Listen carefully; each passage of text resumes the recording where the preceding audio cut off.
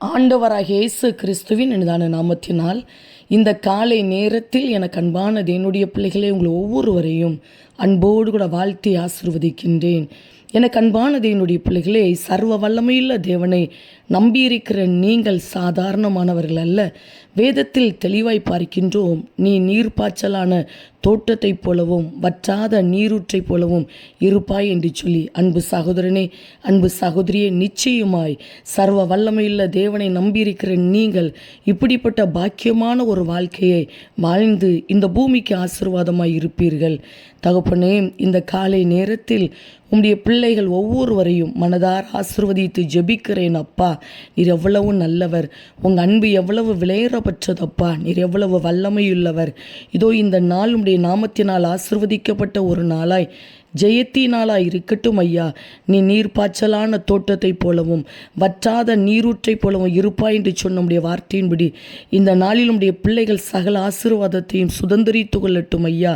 எங்கெங்கு பிரயாணப்பட்டு போனாலும் பிரயாணங்கள் பாதுகாப்பாய் ஆசீர்வாதமாய் இருக்கட்டும்.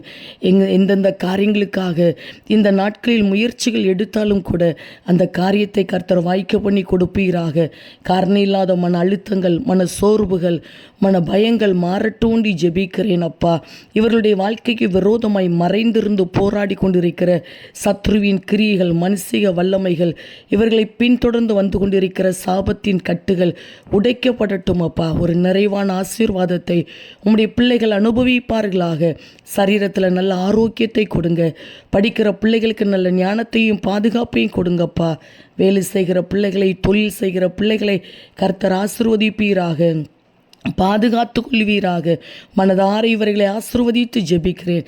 நீர் அப்படி இந்த நாளை உடைய பிள்ளைகளுக்கு ஆசீர்வாதமாய், பாதுகாப்பாய், சமாதானம் நிறைந்த ஒரு நாளாய், எதிர்பார்ப்புகளை நிறைவேற்றி கொள்கிற ஒரு நாளாய் மாற்றி கொடுக்கிறீர். அதற்காக உமக்கு கோடி ஸ்தோத்திரம்.